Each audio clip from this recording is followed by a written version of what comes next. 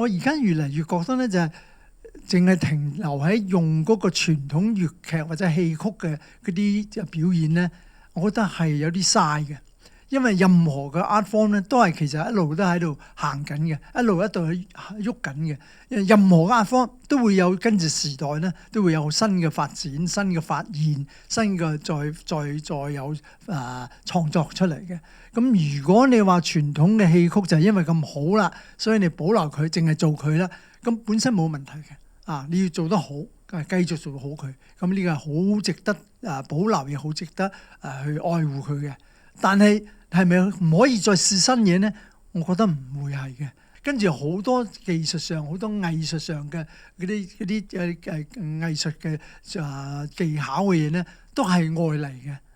咁尤其是郭先生最叻㗎啦，佢一個就係從北派嘅武功佢帶咗入嚟粵劇度，一個就係西洋嘅音樂佢帶咗嚟粵劇度，所以曾經粵劇都試過用鋼琴嘅，咁譬如手提琴唔使講啦，到而家都用啦，咁所以其實好多嘢都喺度一路喺度發展緊、試緊嘅，咁甚至薛覺先、馬師曾嗰啲前輩當年咧。如果有睇到好嘅外國電影佢即刻搬過嚟做粵劇㗎啦。咁但係反而咧，當粵劇當然佢係一路成長、一路發展，佢係更加成熟嘅時候咧，反而個個都唔敢喐佢啦。當賽馬會俾到我一個資助，俾我做一個3年嘅研創計劃劇藝研創計劃。咁佢哋嘅用意咧，都係覺得我既然對於粵劇、對於香港嘅傳統戲曲係咁有興趣嘅話咧。憑我自己嘅經驗我嘅實踐嘅好多嘅得着係點樣可以用喺個戲曲度咧，用喺粵劇度咧，佢哋都好有興趣。我叫做經典再造，個意思就係話研究下傳統嘅粵劇，佢既然係一個經典啦，佢好受歡迎啦。佢可以點樣向前行呢？係嘛？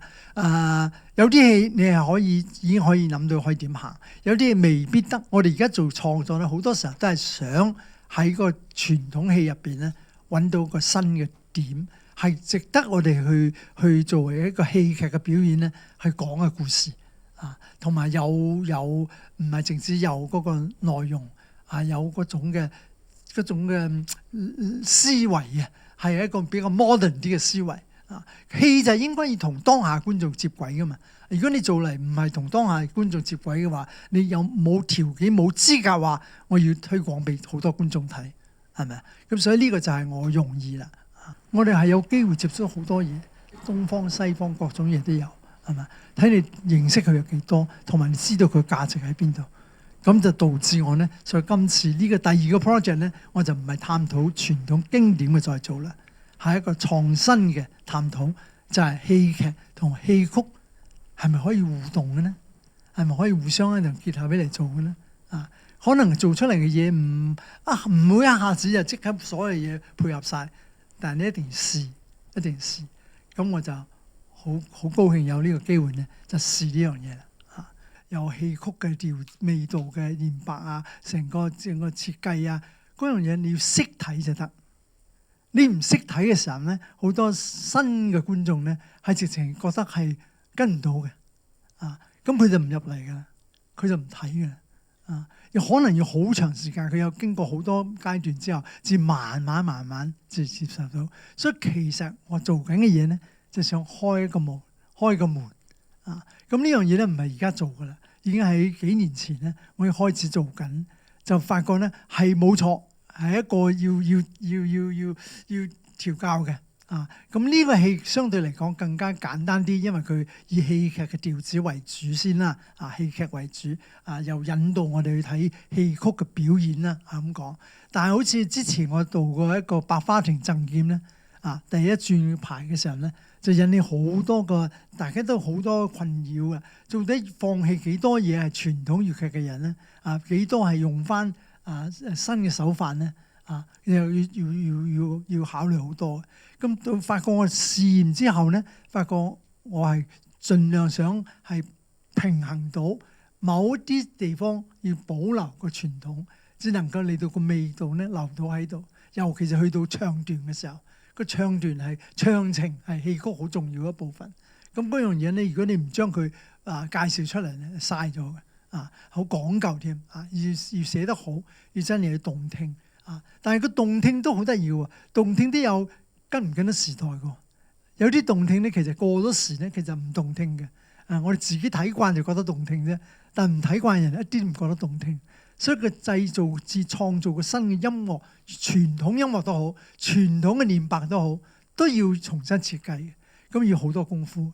咁所以呢個階段咧，只可以試好多嘢。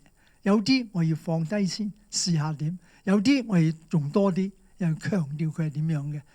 咁我覺得喺呢個過程之中，嗰啲經過試過嘅嘢咧，都係好有意思，因為兩樣嘢都有唔同嘅得着嘅。你唔試就唔知啦。我哋想多啲人睇戲，尤其未睇過戲嘅人嚟睇戲，呢個係我哋最大嘅用意。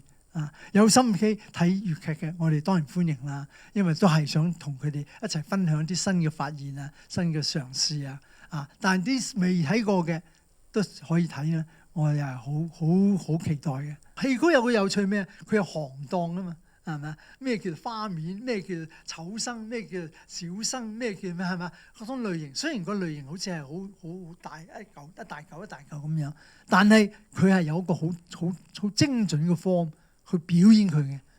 但係我哋現代戲劇好多時候咧，除非你係個天生好演員，你係天生嘅，即係嗰啲嘢係喺晒你身上你好自然就會揾到出嚟。